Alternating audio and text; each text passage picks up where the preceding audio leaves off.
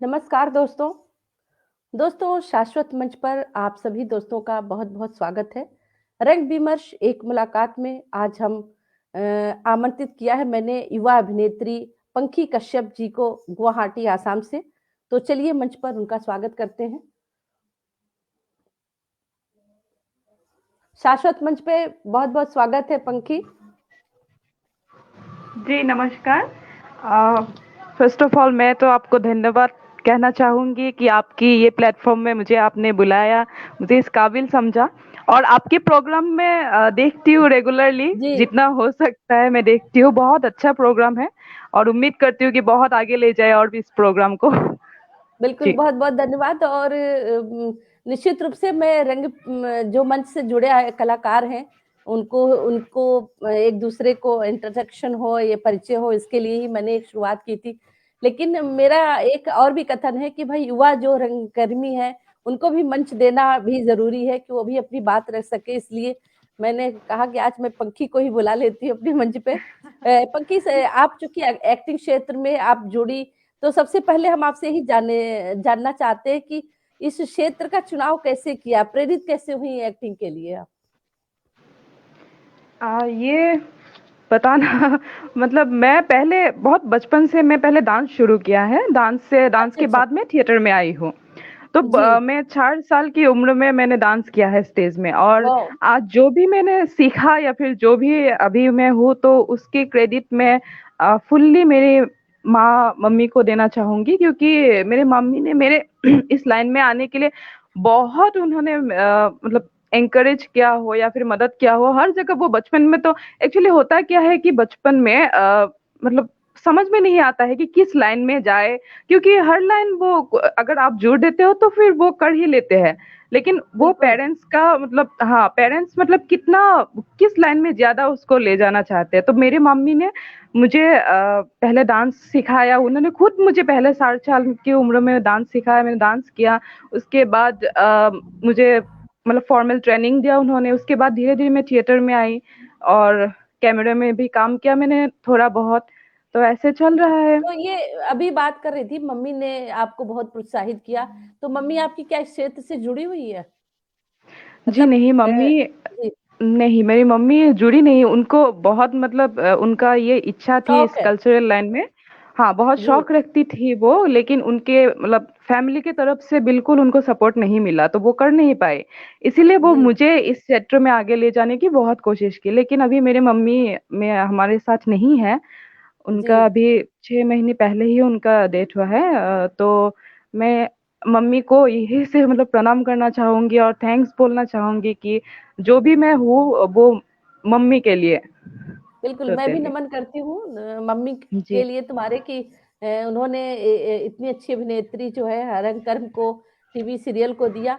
पंखी फैमिली में कोई और जो इस अभिनय क्षेत्र से या नृत्य क्षेत्र से जुड़ा हो, कोई बैकग्राउंड है?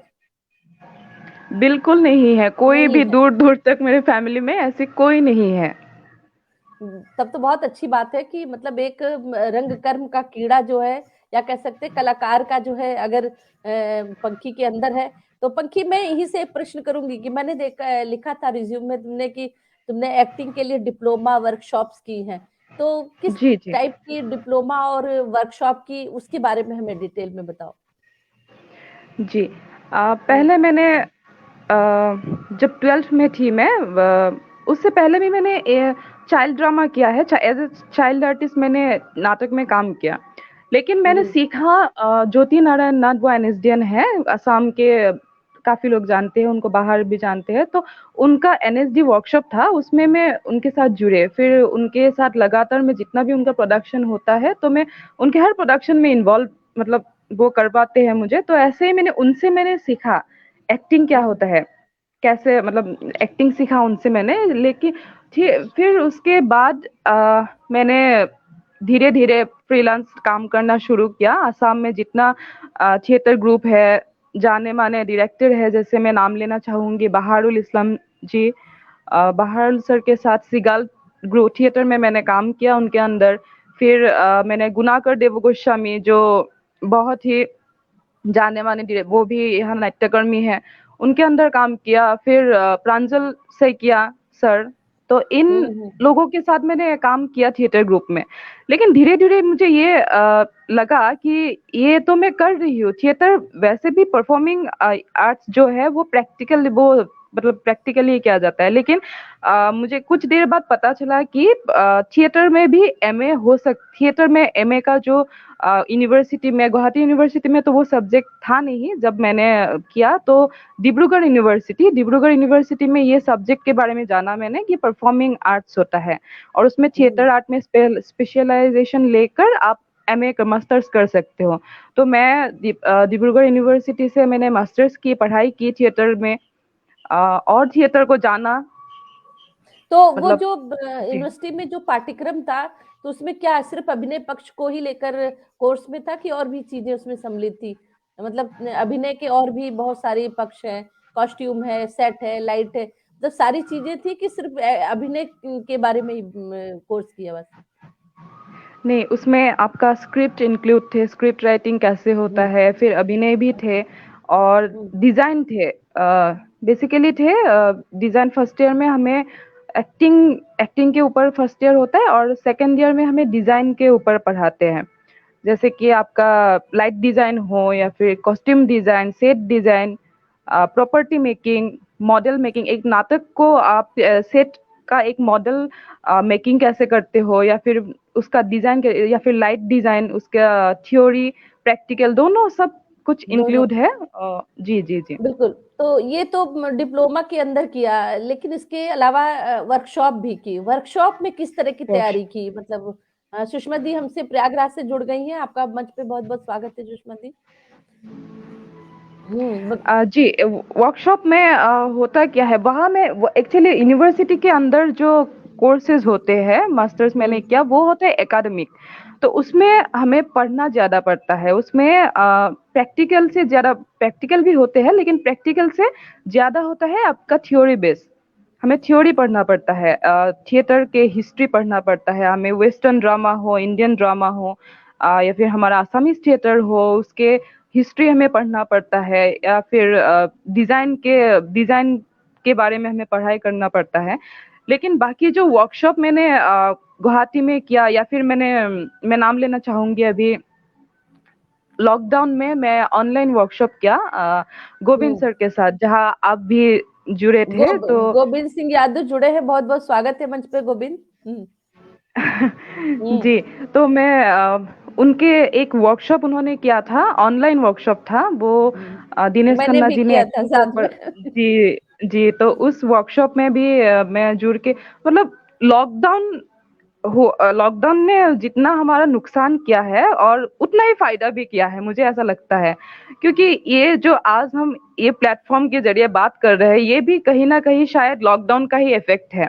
अगर लॉकडाउन बिल्कुल। नहीं होते तो शायद ये आज, मतलब सोचते नहीं कि ऐसे भी हो सकते हैं। क्योंकि मैं आसाम में बैठी हूँ, मैं गुवाहाटी में बैठी हूँ, आप इलाहाबाद में हैं, तो ये संभव नहीं होता शायद, मतलब ये सारी बिल्कुल। चीजें। जी, तो वही लॉकडाउन के जरिए में उनने उनके साथ जो वर्कशॉप किया, फिर उनके वो भी गपशप करते हैं सर, तो सर के साथ मैंने एज ए को होस्ट मैंने गपशप भी किया है। पहले मैं उनके जो पोस्टर डिजाइन है वो पोस्टर डिजाइन किया, ओ, तो बहुत पोस्टर अच्छा डिजाइन किया कर। था।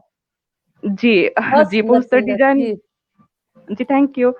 तो उसके बाद उन्होंने बोला कि आओ आप भी करो मेरे साथ गपशप, सीखो कैसे होता है। और उनके जरिए मैंने बहुत मतलब नेशनल जितने थिएटर रंगकर्मी है, बहुत लोगों के साथ जुड़े, या बहुत नए नए बातें मुझे सीखने को मिला। तो वैसे ही चल रहा है बिल्कुल अभी। पंखी। जी पंखी, मैं जानना चाहती हूँ, तुमने जो बहुत सारे प्ले किए हैं, देखा मैंने बहुत सारे प्ले किए हैं, तो जो जिन जिन निर्देशकों के साथ किया, क्या अनुभव रहा उनके साथ काम करने का? कौन कौन से प्ले किए? जी, मैं एक्चुअली मैं अपने खुद को मैं थोड़ा लकी समझती हूँ, क्योंकि मैंने जब से शुरुआत किया है तो मैं अच्छे अच्छे डायरेक्टर के एक के बाद एक अच्छे डायरेक्टर के साथ में काम करने का मुझे मौका मिला। पहले मैंने बोला जैसे ज्योति नारायण नाथ, उनके साथ मैंने वर्कशॉप में जुड़ी मैं। उसके बाद उन्होंने एक प्ले किया, पोखिला नाम है उसका, उस प्ले ऑलमोस्ट सोलो एक्ट है, मतलब एक लड़की की, एक छोटी सी लड़की की मतलब लाइफ को लेके एक सोलो परफॉर्मेंस है, लेकिन थोड़ा कोरस भी है, बहुत थोड़ा बहुत। तो उस प्ले हम्म। के जरिए मुझे असम के गुवाहाटी के लोग थोड़ा बहुत पहचाने कि अच्छा ऐसी एक एक्ट्रेस भी है, मतलब ऐसे कर सकती है। तो वो प्ले देख के मुझे बहारुल सर ने मुझे बुलाया उनके ग्रुप में। तो वहाँ मैंने काम किया, भागीरथी मैम है जो, उनके अंदर मैंने एक प्ले किया उनके डायरेक्शन में। उसके बाद गुनाकर देवगोस्वामी सर, जो सर के नाम मैंने लिया था, वो बेसिकली गुनाकर सर असम के जितना फोक आर्ट है, जैसे कि हो गया ओजापाली, पुतला नाच, तो वो फोक आर्ट के एलिमेंट्स को लेके यूज करके वो प्ले करते हैं। उनके प्ले रियलिस्टिक नहीं होता है, उनके प्ले स्टाइलाइज होता है।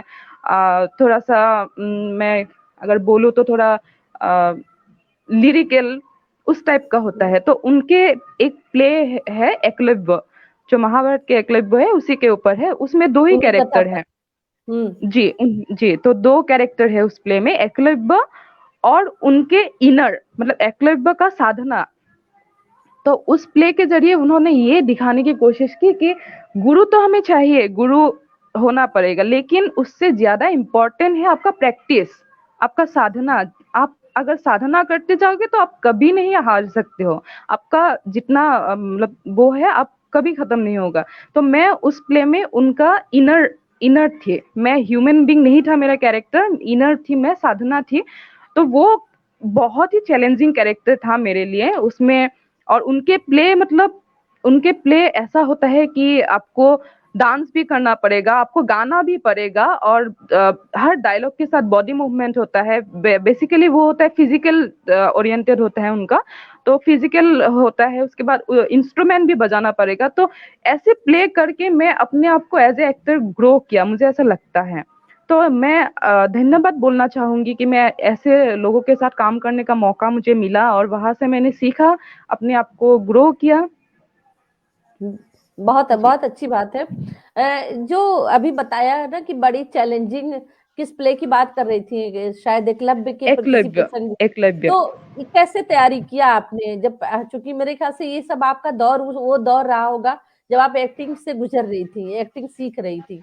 तो जी जो जो बिल्कुल। भी चरित्र आपको निभाने के लिए मिलता था, कैसे तैयारी करती थी आप? वही होता है, मैंने बोला जो मेरा कैरेक्टर था एकलव्य का, वो बेसिकली ह्यूमन बीइंग नहीं था। हम जब एक कैरेक्टर एडॉप्ट करते हैं तो अगर वो कैरेक्टर मतलब किसी इंसान का हो, तो हमें थोड़ा सा आसान होता है कि हमें कहीं ना कहीं वो इंसान कहीं अगर हम देखें तो उस कैरेक्टर को हम मतलब ऑब्जर्व करके, या फिर उनका जो नेचर होता है ये सब ऑब्जर्व कर सकते हैं। लेकिन मेरा वो कैरेक्टर बिल्कुल ही नया था मेरे लिए। उस कैरेक्टर को एडॉप्ट करने में मुझे बहुत टाइम एक्चुअली बहुत नहीं लगा, रिहर्सल बहुत कम टाइम में किया। लेकिन वो रिहर्सल बहुत टाइट रिहर्सल करवाते हैं। आप दिन में अगर 3 घंटा रिहर्सल करेंगे तो नॉन स्टॉप रिहर्सल, कोई ब्रेक नहीं, कुछ नहीं, नॉन स्टॉप रिहर्सल होता है। और हाँ, मुझे वो तकलीफ तो हुई ऐसे कैरेक्टर एडप्ट करने में। और साथ ही साथ उनका जो स्टाइल है, मैंने बोला, वो बहुत ही नया था मेरे लिए। वो रियलिस्टिक फॉर्म में नहीं करते हैं। उनका फॉर्म, उनका जो अप्रोच होता है वो थोड़ा सा स्टाइलाइज होता है, वो थोड़ा सा वो तो उनसे सीखा मैंने। क्या बोलूं अभी, वही एक्चुअली वो बहुत अच्छे टीचर भी है, तो उन्होंने जी, अच्छे से सिखाया मुझे, मैंने बिल्कुल। भी सीखने की कोशिश पंखी, की। और ये ऐसे सारे जी। जो किए, प्ले किए, इसको किस भाषा में किया? हिंदी भाषा की स्क्रिप्ट है या वहाँ की असमिया भाषा में किया है? जी, पहले आसामीज में हमने किया था, लेकिन हमारा ये शो बहुत जगह पे हुआ, बाहर भी हुआ। तो धीरे धीरे हम धीरे धीरे नहीं, मतलब हाँ, हिंदी में भी किया हमने, इसी को ट्रांसलेट करके हिंदी में भी शो किया। और मैंने जो बोला भागी बहारुल सर के साथ, उनके साथ भी हिंदी में ही मैंने किया था प्ले, क्योंकि ज्यादातर उन लोगों का शो बाहर यहाँ भी होता है और बाहर भी होता है। तो बाहर की ऑडियंस, वैसे लैंग्वेज मैटर नहीं करता है थिएटर में, लेकिन फिर हम्म। भी मतलब हिंदी में भी होता है उन लोगों का, तो हिंदी में भी किया। नहीं, और जैसे कि असम गुवाहाटी में भी हिंदी तो हम बोल रहे, बहुत अच्छा बोल रहे हो, लेकिन एक होता है ना कि हिंदी की जो लोकल भाषा होती है हर व्यक्ति को समझ में नहीं आती। वहां पे अगर सब लोग नहीं समझ पाते होंगे तो ऐसी स्थिति में उसको क्या आ, हिंदी हिंदी जैसे या सब लोग जानते हैं हिंदी नाटक को सुनने के लिए? नहीं, जहाँ हमारे गांव में अगर शो होते हैं तो वहां सब वहाँ हिंदी थोड़ा सा समझते उन हैं? नहीं, उनको उन वैसे ऑडियंस के लिए थोड़ा सा दिक्कत होता है, तो हाँ, ज्यादातर वही गुवाहाटी इसीलिए में मैंने जो शो पूछा। होता है, जी, हम्म। असम में या गुवाहाटी में जितना शो होता है वो आसामीज में ही होता है, आसामीज लैंग्वेज में ही असम। होता है। हम्म। जी। जी। तो एक महाराष्ट्र से वसुधा जी प्रश्न कर रही हैं, अभी एकलव्य नाटक की बात की ना, उसको किसने जी। लिखा है ये जानना चाह रही हैं। हाँ, वो स्क्रिप्ट था हिल्लुल कुमार पाठक जी का, जो बहुत ही अच्छा असम के वो राइटर है। और लेकिन वो कॉन्सेप्ट जो था, फुल्ली कॉन्सेप्ट था गुनाकर देव गोस्वामी सर का ही था अपना कॉन्सेप्ट, लेकिन वो स्क्रिप्ट लिखा हिल्लुल कुमार पाठक जी ने। जी, तो वसुधा जी आपको सवाल का जवाब मिल गया होगा।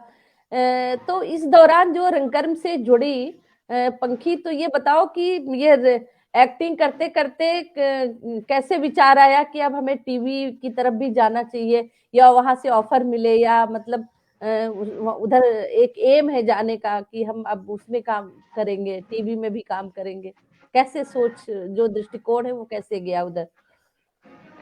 जी। जी। टीवी तो मैंने जब थिएटर शुरू किया, थोड़ा बहुत किया, तभी टीवी भी साथ ही साथ, मतलब ऐसे जब एक करते थे। थिएटर करती हूँ तो थिएटर के जरिए कोई मुझे अगर देखते हैं और मतलब, तो उनके तरफ से ये ऑफर आता है कि ये हमारा एक ऐसा रोल है, तो आप करना चाहोगे, तो ऐसे ऐसे टीवी में जुड़ती गई मैं। लेकिन मैंने 2 फ़िल्में की है, उनका नाम मैं बिल्कुल लेना चाहूँगी, बहुत अच्छी फ़िल्म है। एक फ़िल्म हम्म। मैंने किया था माज़राती केतेकी बोल के, जिसको तो नेशनल असमिया, अवार्ड भी मिला है, असमीज़ असमिया भाषा भाषा में, में? जी, अच्छा। असमिया भाषा में, जी। तो उस माज़राती केतेकी जो मूवी है, वो मूवी के जो डायरेक्टर हैं, तो मैम ने एक एक प्ले में ही देखा था मुझे, एक प्ले में देख के वो, मतलब मुझे आके ग्रीन रूम तक वो आए मेरे से मिलने, और वो वेल नोन डायरेक्टर है, तो मुझे उम्मीद नहीं थी बिल्कुल कि ऐसे एक डायरेक्टर मेरे से मिलने, क्योंकि मैं बहुत ही फ्रेशर्स थी, नई नई थी, तो आई मेरे से मिलने, मिलके मुझे कहा कि मुझे आपके एक्टिंग बहुत अच्छा लगा, और मैं अभी एक मूवी का प्लान कर रही हूँ, तो उसमें एक ऐसा कैरेक्टर है, तो मैं आप को यही मैं कमिट करना चाहूंगी कि आप उसमें, मतलब मैं चाहूंगी आप करें, लेकिन आपका क्या विचार है उसके बारे में हम बात करेंगे। तो वैसे बोल के वो चली गई मैम, तो 1 साल तक कोई खबर नहीं, कुछ नहीं। मैं भी मैम, मुझे भी लगा हाँ ऐसे ही मैम ने बोल दिया होगा, भूल गई होगी, लेकिन पूरी 1 साल बाद उनका फोन आता है, आने के बाद वो बोलती है कि पोंखी, मैं ये मैम बोल रही हूँ, तो तुम्हें याद है हमने एक बार ऐसे बात किया था, अभी मैंने मूवी के लिए पूरा रेडी है, स्क्रिप्ट वगैरह, तो मैं मिलना चाहेंगे। तो फिर मिलके मीटिंग हम्म। हो के सब कुछ फिक्स्ड हुआ, फिर उसमें मैंने काम किया, और बहुत अच्छा, वो आर्ट मूवी है एक्चुअली, बहुत अच्छा हुआ उसमें। आदिल हुसैन सर ने भी काम किया, उनको बेस्ट एक्टर अवार्ड मिला है उस मूवी में, और मूवी को रजत कमल बता मिला है, पुरस्कार मिली है। तो ऐसे काम करने में एक्चुअली, मतलब वो होता है, अच्छा लगता है ऐसे काम करके, ऐसे काम आप मतलब साल में एक करो, उसमें भी सेटिस्फेक्शन रहता है, बिल्कुल बिल्कुल। इक्वालिटी तो काम जो होता है। पंखी, यहाँ पे मैं तुम्हारा एक्सपीरियंस जानना चाहूंगी कि रंगमंच जी, की एक विधा अलग विधा है, आप भी जानते हो, बिल्कुल। और जो टीवी कैमरा है वो एक अलग विधा है।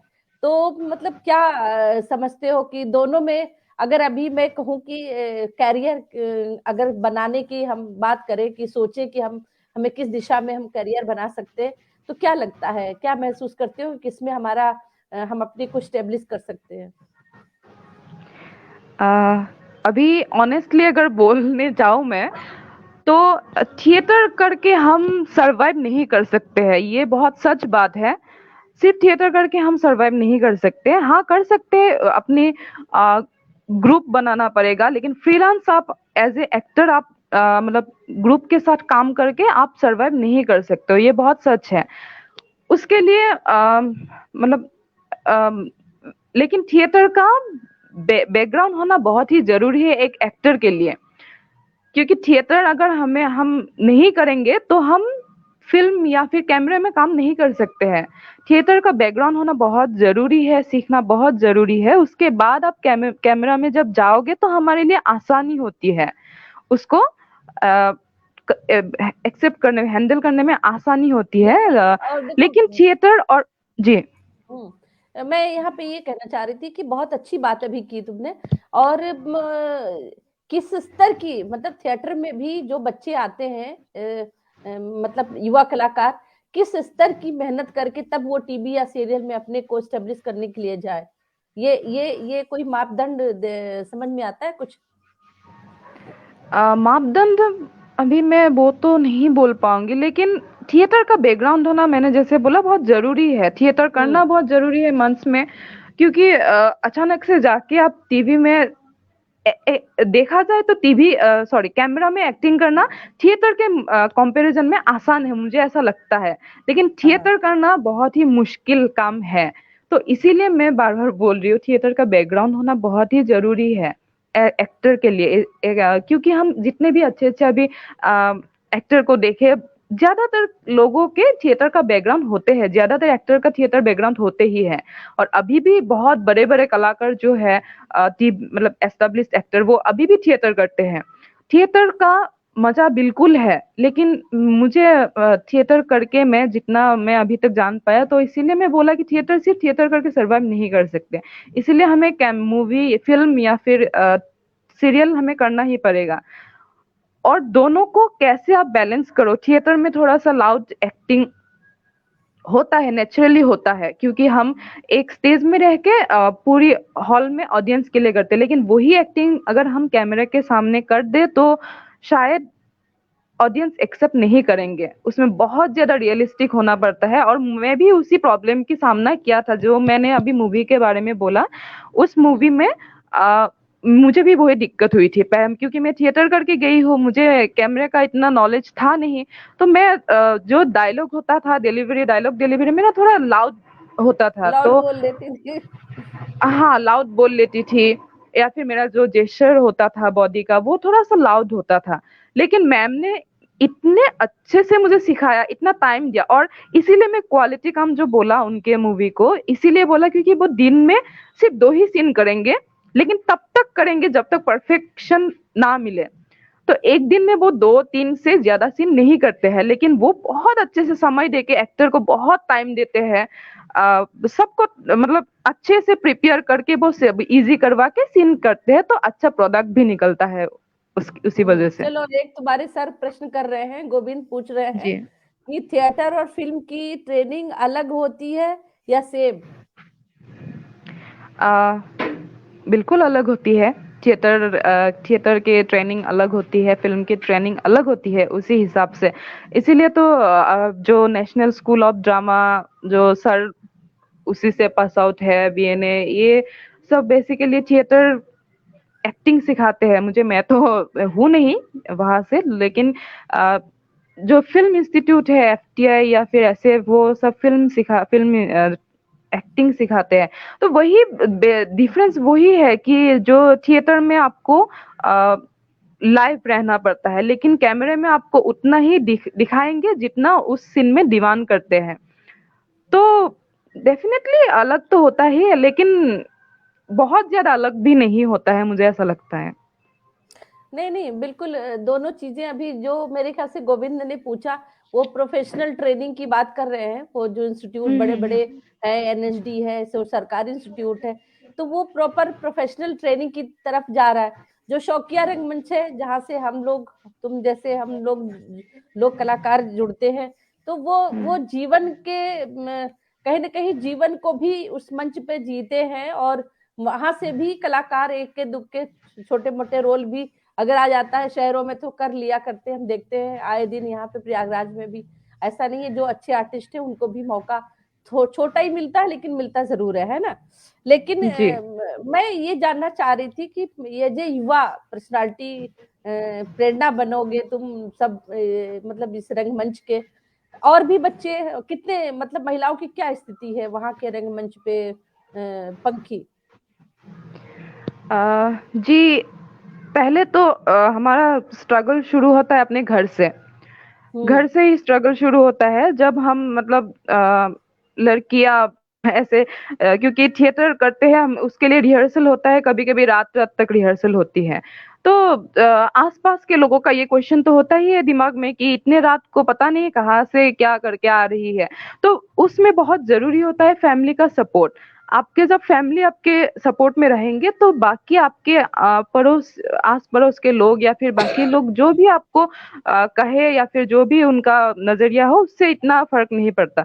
तो उसके लिए पहले बहुत जरूरी होता है कि फैमिली आपकी आपको कितना सपोर्ट करें, कितना समझेंगे। उसके बाद हमें अभी यहाँ पे बोलना मतलब ठीक है या नहीं है मुझे नहीं पता, लेकिन मैं अगर बात आप पूछ रहे हो तो ऑनेस्टली बोल रहे हो, हमें बहुत सारी प्रॉब्लम के सामना करना पड़ता है, वो थिएटर में हो या फिर आपको कैमरे में हो, लड़कियों को। और ऐसा ही नहीं कि सिर्फ थिएटर या एक्टिंग फील्ड में है, हर किस कोई प्रोफेशन में ऐसे सामना करना पड़ता है प्रॉब्लम्स के। तो उस प्रॉब्लम्स को आप किस तरह से हैंडल करोगे वो अपने ऊपर है। एक्चुअली वो करते करते सीखते जाते हैं। कैसे मतलब अच्छे बुरे लोग हर फील्ड में होते हैं।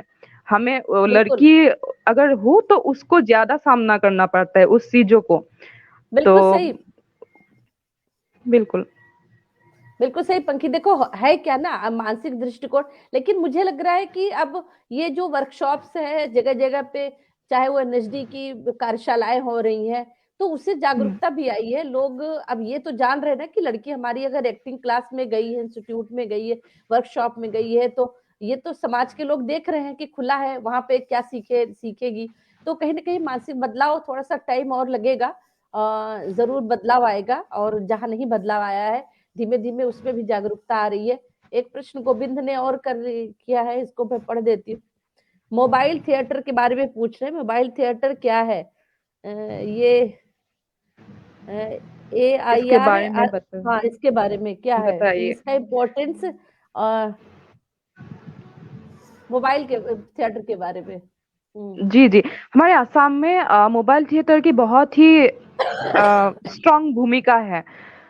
यहाँ पे अगर कॉमर्शियल थिएटर और मुझे लगता है ऐसे शायद कहीं भी नहीं है आसाम के अलावा। यहाँ पे जो मोबाइल थिएटर है वो मोबाइल थिएटर इसीलिए है क्योंकि वो जगह जगह ट्रेवल करते हैं। वैसे थिएटर हो एमेचर या फिर थिएटर क्या होता है कि हाँ, आपका जो नाट्य मंदिर होता है, थिएटर ऑडिटोरियम होता है, वहां पे जाके हमें देखना पड़ता है। जिस जगह पे होगे वहां जाके देखना पड़ता है। लेकिन मोबाइल थिएटर ऐसी है कि वो पूरे असम में एक्चुअली वो होता है पूरे साल। वो लोग एक ग्रुप होते हैं, पूरे साल वो लोग ट्रेवल करते हैं, हर जगह जगह जाके वो लोग अपना नाटक दिखाते हैं। और उसके लिए वो लोग फुल्ली प्रोफेशनल है। वहाँ एक लाइट बॉय को लेकर, लाइट जो ऑपरेट करते हैं वहां से लेकर आर्टिस्ट तक सब लोग प्रोफेशनल होते हैं, फुल्ली प्रोफेशनल। उन लोगों को उस हिसाब से पे किया जाता है। और वो होता है कि एक टेम्पोररी स्टेज बनाते हैं वो। उसमें ऑडियंस एक शो में 500 से लेके 1000 तक ऑडियंस होते हैं। वो लोग पहले आपका 2 महीना 1.5 महीना 2 महीना रिहर्सल करते हैं। मतलब 3 या 4 नाटक वो लोग लेते हैं, वो चारों को अच्छे से प्रिपेयर करते हैं, फिर वो साल भर वो लोग ट्रेवल करते हैं वही 4 या 5 नाटक को लेकर।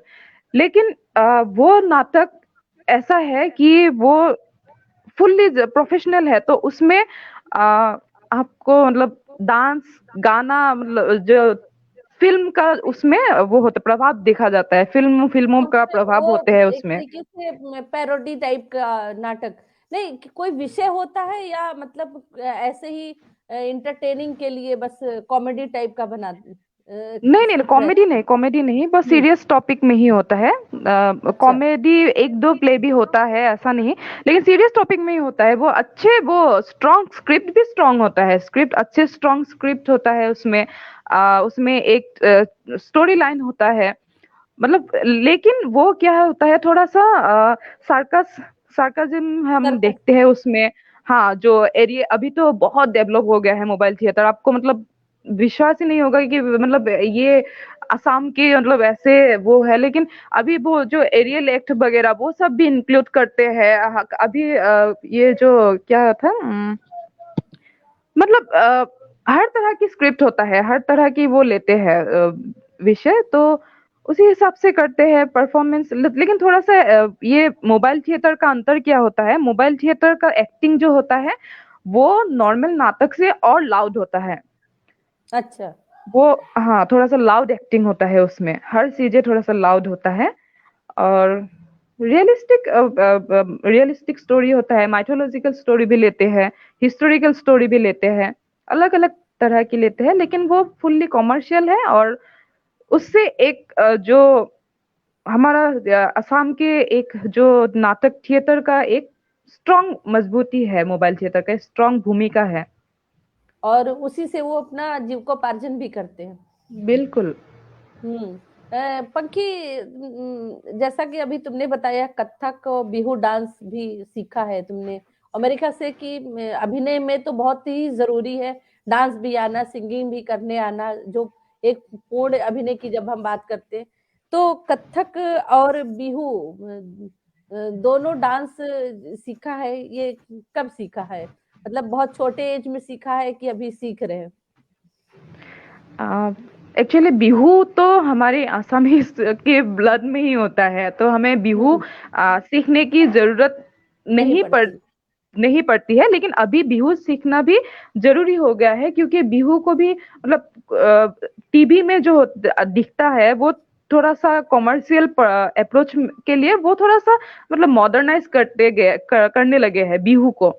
लेकिन अभी अच्छा। उस चीज को हमारे नए जनरेशन समझ सके, इसलिए बिहू का भी अभी अभी अभी वर्कशॉप होने लगा है। जैसे हमारा बोहाग बिहू होता है अप्रैल को उसका हमारा बिहू होता है। ट्रेडिशनल रूप जी। क्या है? ट्रेडिशनल रूप क्या है बिहू का? ट्रेडिशनल रूप यही है हमारा, जो मतलब बिहू होता है 3 प्रकार का। हम्म। माघ बिहू, बोहाग बिहू और काती बिहू। माघ बिहू में होता है कि अभी रिसेंटली वो गया है माघ बिहू, तो माघ बिहू में होता है कि थोड़ा सा रिचुअल होता है, वो हम मतलब खाने पकवान बनते हैं अलग अलग तरह के, सब लोग एंजॉय हम्म। करते हैं इस टाइप का। और बोहाग बिहू में होता है आपका एक फेस्टिवल, वो डांस गाना ये सब होता है, फंक्शन होते हैं। पहले बिहू हुआ करता था पैरों के नीचे, मतलब जो ट्री होते हैं ना बड़े बड़े गांव में, तो ट्री के नीचे हम्म। ऐसे ओपन एरिया में बिहू हुआ करते थे। लेकिन अभी डेवलप होके उस बिहू मंच में आ गए हैं, तो मंच में बिहू होते हैं अभी। बिहू का कंपटीशन होते हैं, बिहू के से मतलब सीजन में सिंगर परफॉर्म करते हैं, तो बहुत ही एक अ, मतलब बड़ी तरह की एक वो फेस्टिवल है। तो उसमें हमें बोल रही थी ये कि अभी बिहू डांस और गाना उसको थोड़ा सा मॉडर्नाइज होते जा रहा है, तो उसको एक्चुअल वो क्या है बिहू का, उसके वो जानने के लिए सिखाने के लिए अभी वर्कशॉप करते हैं बिहू के। तो बिहू सीखना भी जरूरी है। लेकिन मैंने बिहू सीखा ऐसे नहीं, फॉर्मल ट्रेनिंग कभी नहीं लिया, मैं वैसे ही बिहू करती हूँ, मुझे बिहू आता है। और मैंने कथक सीखा है। मैंने कथक में विशारद किया है। मैंने विपुल दास सर जी और मरमी मैम के अंदर में मैंने कथक सीखा है, कथक का विशारद कर चुकी हूँ उसका। लेकिन जब मैं ये थिएटर के तरफ आई, एक्टिंग के तरफ थोड़ा ज्यादा प्रभावित होके, मैं डांस के तरफ थोड़ा सा मेरा मतलब कम हो गया उस तरफ। इसीलिए अभी डांस का, कथक का इतना प्रैक्टिस है नहीं। लेकिन फिर से मैं सोच रही हूँ कि कथक का प्रैक्टिस करूँ, क्योंकि एक क्लासिकल डांसर का अलग ही एक वो होता है। और वैसे नाटक में या थिएटर में तो जरूरी है ही डांस जानना, लेकिन एज ए क्लासिकल डांसर भी एक बहुत मजबूत एक पर्सनैलिटी होता है। तो मैं भी कथक फिर से शुरुआत करूंगी, और साथ ही साथ मैं सत्रिया सीख रही हूँ अभी, जो अच्छा। असम के, जी, ये क्लासिकल, असम ये के क्लासिकल ये कौन डांस है सा फॉर्म सत्रिया है? नृत्य। अच्छा। तो असम के, ये हाँ, ये क्लासिकल। किसी खास मौके पे इसका भी आयोजन किया जाता है? किसी खास ऐसा आयोजन नहीं, में? नहीं ऐसा नहीं, जैसे कि हर स्टेट का अलग अलग क्लासिकल डांस होता है, वैसे ही असम का है सत्रिया नृत्य।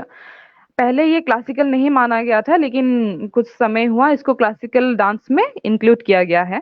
तो क्लासिकल सत्रिया डांस ये है, हमारे जो महापुरुष शंकर देव ने इसको वो किया था। क्लास पहले ये सत्रिया डांस सत्र में महापुरुष शंकरदेव ने जब मतलब नव वैष्णव धर्म को प्रसार करने के लिए वो अलग अलग जगह में जाके वहां से प्रभावित होके वो आसाम में आके मतलब नामघर का वो स्थापना की है। नामघर का स्थापना इसीलिए क्या है कि लोग मतलब धर्म धर्म ये पाठ पूजा इसमें अगर मन लगे रहेंगे तो लोग मतलब अलग अलग उसमें नहीं जाएंगे।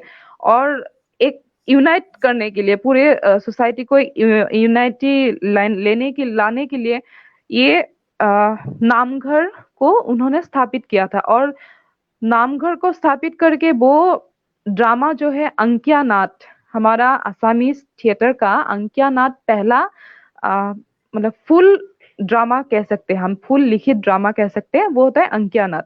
अंकिया नाट का भी प्रवर्तन महापुरुष शंकरदेव जी ने किया था। अंकिया नाट में उन्होंने सत्रिया डांस को इंक्लूड किया था।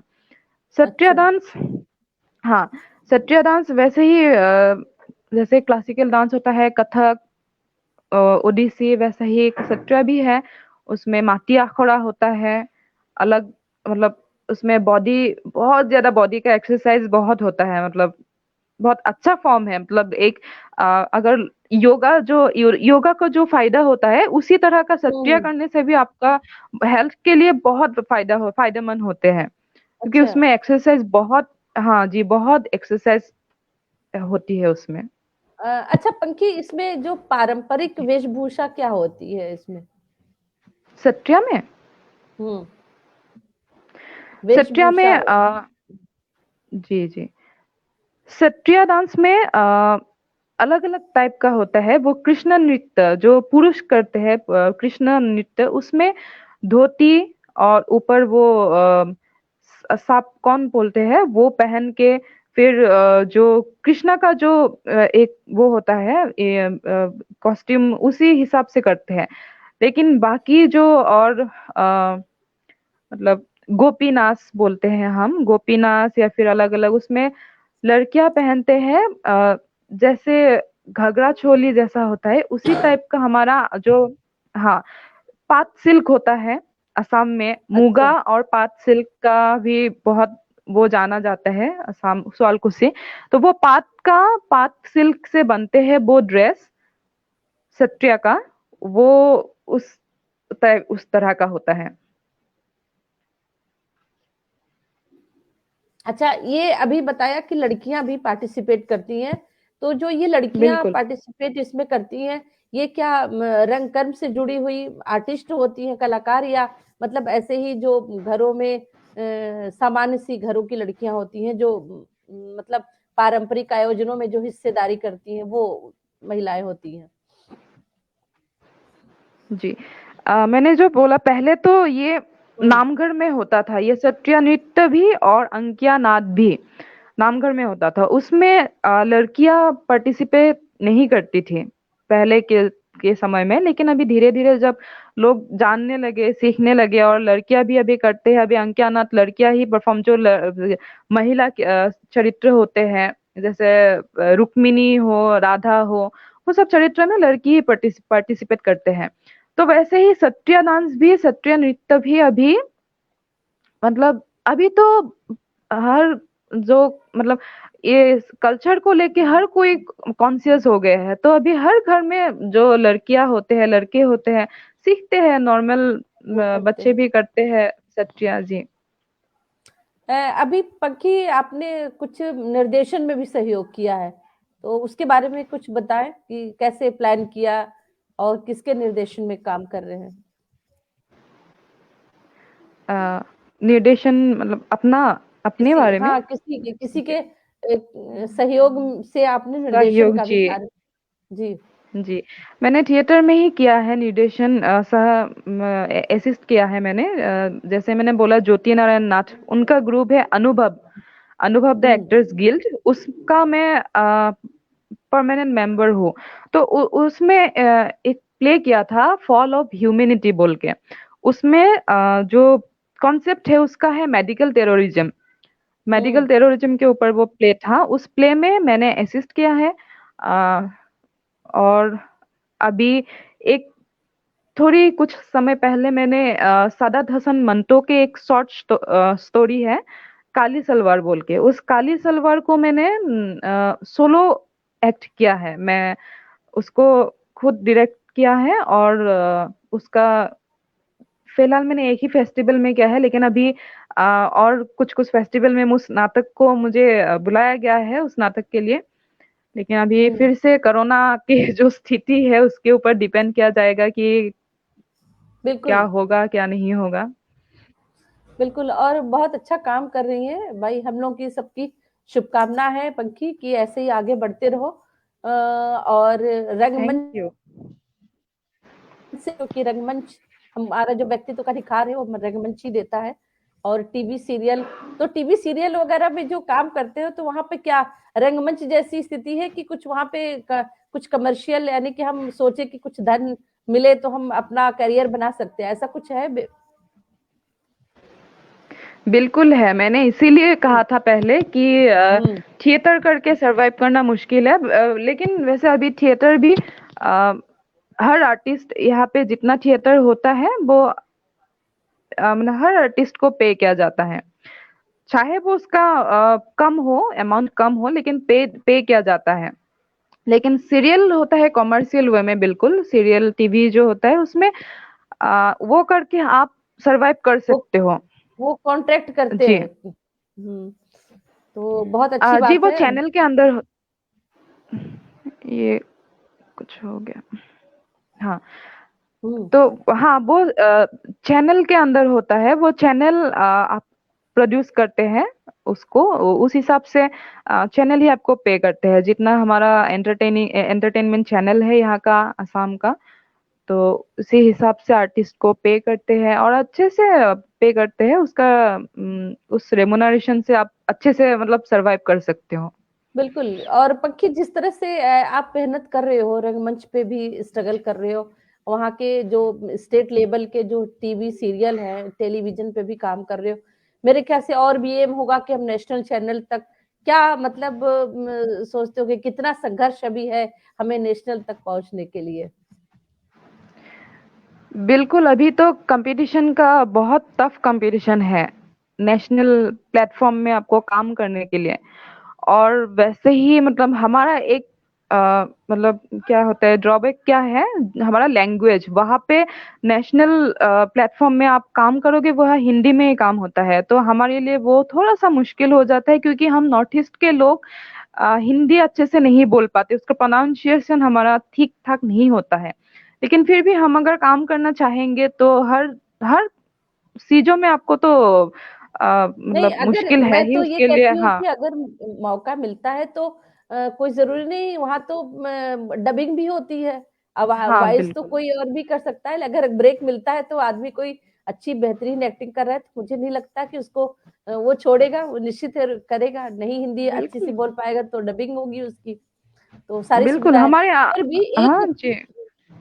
फिर भी एक समझ में आता है ना कि हम थिएटर से हमने यहाँ तक तो पहुंच गए, लेकिन अब हम और भी आगे बढ़ना चाहते हैं, हर आदमी आगे बढ़ना चाहता है। तो बिल्कुल। जो एक्टिंग का क्षेत्र है, कितना सहज लगता है वहाँ, चाहे वो बॉम्बे की, हम सीधे बॉम्बे की ही बात कर लें कि बॉम्बे तक पहुंचने के लिए।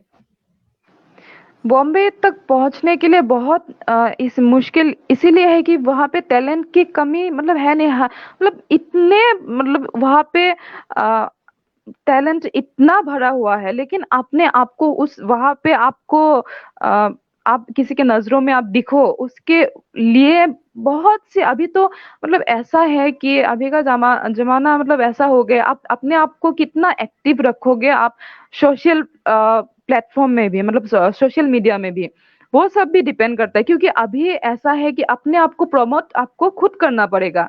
आपका जो ब्रांड का एडवर्टाइज होता है ना, तो उसी तरह हमें आर्टिस्ट एक्टर को भी अपना एडवर्टाइज करना पड़ रहा है। मुझे ऐसा लग रहा है, ऐसा करना पड़ेगा क्योंकि अभी इतना कंपटीशन टफ है और उस कंपटीशन में जाके आप दिखना बहुत मुश्किल है।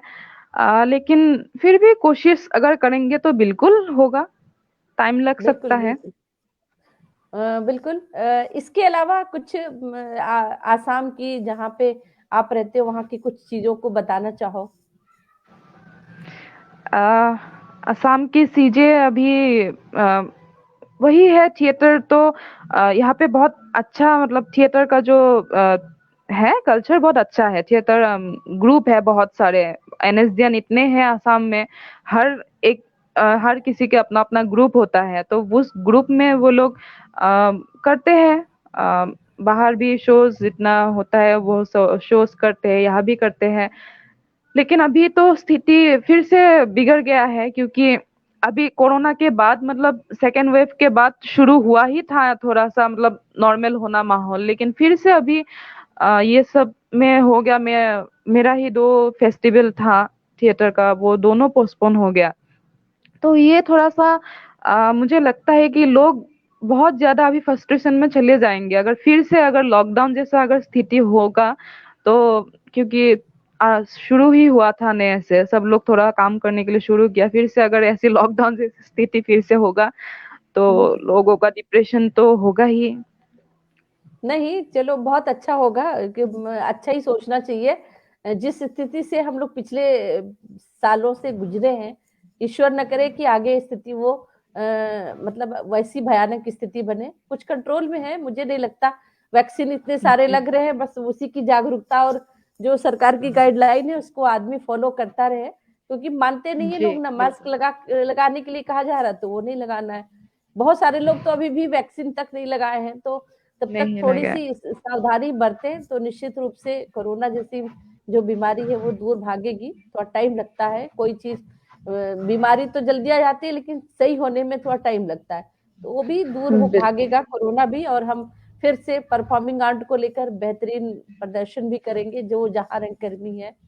और मैं बातचीत करके बहुत अच्छा लगा पंखी, और ढेरों शुभकामनाएं देती हूँ कि सिर्फ स्टेट लेवल ही नहीं, बहुत आगे तक और भी एक्टिंग का जो तुम्हारा एक्सपोजर है और भी बेहतरीन एक्टिंग करो और आगे तक जाओ, नाम कमाओ, हम भी सब जी गर्व कर थैंक यू, सके। मैं भी। जी और जी बिल्कुल। मेरे मंच पे मैं आने भी। के लिए बहुत बहुत धन्यवाद। तबीयत बहुत खराब थी लेकिन फिर भी मैंने कहा कि नहीं, अब मैंने छोड़ूंगी नहीं, चाहे कोरोना है चाहे जो करूंगी जरूर। जी जी जी। तो आपको भी धन्यवाद मुझे बुलाने के लिए, बात करने के लिए, ऐसे मौका देने के लिए। और जितने भी ऑडियंस जुड़े हैं, हमें देख रहे हैं, सुन रहे हैं, तो उनको भी मैं धन्यवाद बोलना चाहूंगी। और सब लोग आशीर्वाद दे ताकि मैं और अच्छा काम करूं और आगे बिल्कुल बढ़ सकूं अपने करियर में। बिल्कुल जी बिल्कुल। और बहुत सारे भी दर्शक जुड़े भी हैं। फिर भी जो दर्शक हमसे जुड़े थे या जुड़ेंगे अभी देखेंगे, उनको उनका बहुत बहुत स्वागत है हमारे मंच पे। सुषमा जी, गोविंद सिंह यादव जी जो जुड़े थे, वसुधा जी बम्बई से जुड़ी थी, अनिल जी, अ, और धनंजय सिंह जी, आप लोग का बहुत बहुत स्वागत है। और हमारे मंच से जुड़े। और पंखी, फिर से एक बार बहुत बहुत धन्यवाद। Thank you so much.